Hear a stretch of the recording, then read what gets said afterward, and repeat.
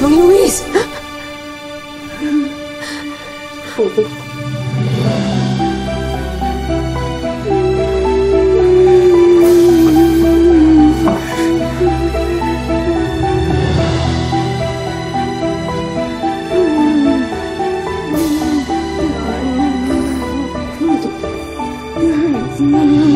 Araw kasi noon, nagpa-drive sa akin si Ma'am Portia at si Ma'am Maxine.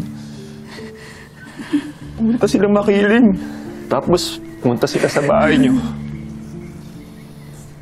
Pagkatapos ng ilang sandali, bumalik sila sa sasakyan.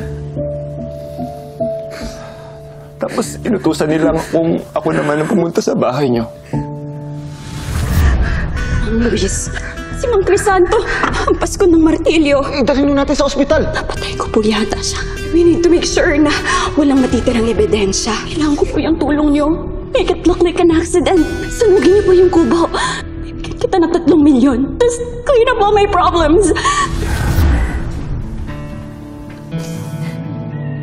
Sinunod niyo naman si Portia. Paano niyo nagawa yun, ha? Mang Luis! Nasaan konsensya niyo?